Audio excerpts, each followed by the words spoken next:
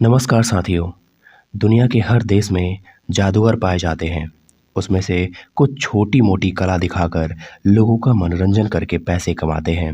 लेकिन कुछ ऐसे भी रहस्यमय जादूगर हैं जो अपने कठिन परिश्रम से काले जादू की शक्तियाँ प्राप्त करते हैं। एक बहुत प्राचीन खंडहर था जिसे काले जादू का केंद्र माना जाता था। जिस किसी को भी जादुई शक्तियाँ सिद्ध करनी होती थी, वह उन्हीं खंडहरों में जाकर सीमित प्रयास में भी कर सकता था। कई सालों से लोग उन्हीं खंडहरों में जाकर काली सिद्धियाँ प्राप्त किया करते थे। एक बार एक चोर चोरी करके खंडहर में जाकर छुप जाता है। उसी वक्त एक अघोरी अपनी साधना कर रहा था। चोर की आहट पाकर अघोरी के ध्यान में बाधा उत्पन्न होती है, जिससे वह क्रोधित हो जाता है। अघोरी अपने काले जादू से पल भर में पता लगा लेता है कि चोर कहाँ छुपा है। चोर को अपने पास बुलाते ही अघोरी उसे चेतावनी देते हुए कहता है, तुमने मेरी साधना में विघ्न डाला है, इसकी सजा तुम्हें भोगनी पड़ेगी। लेकिन मैं जानना चाहता हूँ कि तुम इस खंडहर में क्यों आए हो। तभी चोर अघोरी से कहता है कि मेरे सगे भाई ने मेरी सारी संपत्ति छीन ली है और मुझे घर से बाहर निकाल दिया है। इसलिए मैंने रात को उसके घर का सारा कीमती सामान चोरी किया और अपनी जान बचाकर खंडहर में आकर छुपा हूँ। अघोरी अपनी काली शक्तियों से चोर की बात का अवलोकन करता है। उसे एहसास होता है कि चोर निर्दोष है, उसके साथ धोखा हुआ है। वह चोर को बदला लेने का एक अवसर देना चाहता है, इसलिए चोर से कहता है, क्या तुम अपना बदला लेना चाहते हो। तभी चोर अघोरी के पैरों में गिर जाता है और कहता है, बाबा क्या यह संभव है। अघोरी तुरंत पलटकर हाथ उठाकर कहता है, देखो यह खंडहर, यह काली शक्तियों का भंडार है। अगर इसका 1% भी तुमने प्राप्त कर लिया तो तुम दुनिया को अपने कदमों में झुका सकते हो। लेकिन इसके लिए कठोर साधना करनी होगी। क्या तुम तैयार हो। चोर के पास दूसरा रास्ता नहीं है, क्योंकि वह बाहर जाएगा तो उसकी जान जाने का खतरा है और खंडहर में बिना साधना के रुकने की अनुमति नहीं होगी। चोर तुरंत हाँ कर देता है और अघोरी के साथ काला जादू सीखने के लिए तैयार हो जाता है। अघोरी सबसे पहले चोर को एक नया नाम देता है, दिशांग। चोर अपना नया नाम पाकर खुश होता है। उसके बाद अघोरी दिशांग को खंडहर की कुएं में नहाने को कहता है, लेकिन उसके लिए कुएं के अंदर रस्सी के सहारे जाना होगा। कुएं के अंदर कई सांपों का भंडार है, लेकिन वह सांप जहरीले नहीं हैं। कुएं में व्यक्ति के साहस का परीक्षण होता है, क्योंकि साधना करते वक्त कई जीवों के आसपास होने का भ्रम उत्पन्न होता है। अगर व्यक्ति डर गया तो उसकी सांसें रुक सकती हैं, इसलिए साहस का परीक्षण अनिवार्य है। कुएं में उतरने से पहले दिसांग को सांपों के बारे में कोई जानकारी नहीं थी। दिसांग रस्सी को पकड़कर धीरे धीरे कुएं के अंदर उतरने लगता है। दिशांग कुएं की आधी दूरी तक पहुंचा ही था कि एक बहुत ही विशाल सांप पेड़ की जड़ से लटका होता है। कुएं में घंघोर अंधेरा था, जिसकी वजह से दिसांग की नज़र सांप पर नहीं पड़ती।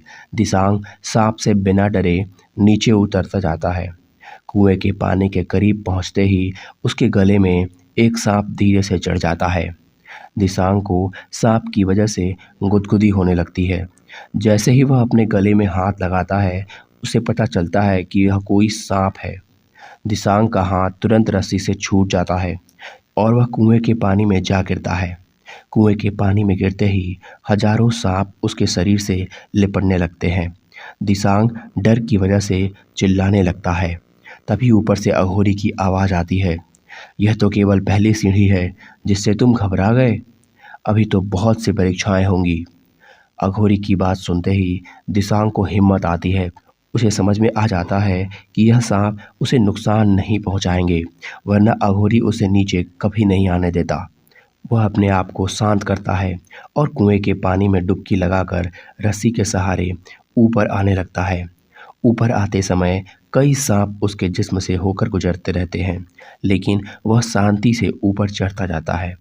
ऊपर आते ही अघोरी उसे आशीर्वाद देते हुए कहता है, तुमने पहले चरण में सफलता प्राप्त की, अब तुम्हें केवल दूसरा चरण पास करना है, जिसके लिए 1 दिन और 1 रात आंखें बंद करके ध्यान करना होगा।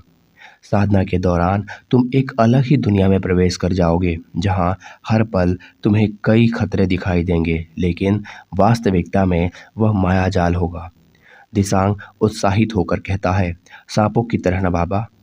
अघोरी ऊंचे स्वर में कहता है, सावधान, कुएं में तो सिर्फ तुम बेहोश हो सकते थे, क्योंकि सांप जहरीले नहीं थे, लेकिन ध्यान के दौरान यदि तुम दहशत में आ गए तो तुम्हारी धड़कनें भी रुक सकती हैं।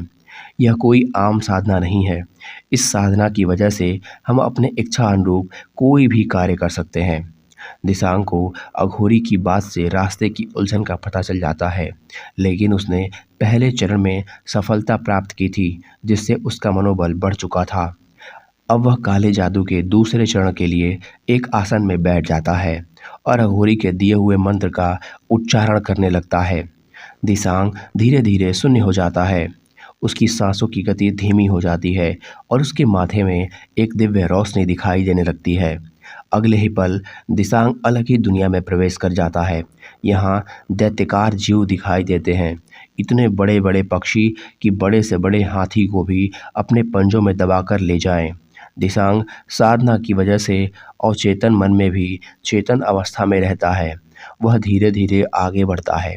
उसे एक पेड़ के ऊपर छोटा सा घर बना दिखाई देता है। वह पेड़ की डाल के सहारे लटक कर ऊपर चढ़ जाता है। घर के अंदर बहुत ही स्वादिष्ट खाना रखा होता है, जिसे देखते ही दिसांग के मुंह में पानी आ जाता है।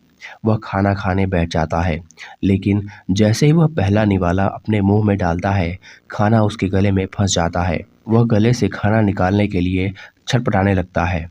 वह भागते हुए पेड़ के ऊपर से कूद जाता है। तभी उसे अचानक याद आता है कि यह तो मायाजाल है, मुझे बिना घबराए यह तकलीफ सहनी पड़ेगी। वह गले के दर्द को सहते हुए आगे बढ़ता है। उसे एक नदी दिखाई देती है। उसके गले में खाना फंसा हुआ था, इसलिए वह दौड़कर नदी में पानी पीने के लिए घुस जाता है। लेकिन जैसे ही वह नदी के अंदर प्रवेश करता है, खूंखार मगरमच्छ उसे चारों तरफ से घेर लेते हैं। मगरमच्छ उसकी तरफ बढ़ते हैं, लेकिन दिसांग बिना डरे पानी पीता है। उसे अब हर खतरा मायाजाल लगने लगता है। उसके इसी बोध के साथ उसकी आंखें खुल जाती हैं और वह काला जादू की शक्तियां प्राप्त कर लेता है। अघोरी उसकी साधना से प्रसन्न हो जाता है। वह उसे आशीर्वाद देता है, जाओ दुनिया का कल्याण करो। और इसी के साथ काले जादू की तिलस्मी कहानी समाप्त हो जाती है। साथियों, अगर आपको यह कहानी पसंद आई तो हमारे चैनल को सब्सक्राइब करें। धन्यवाद।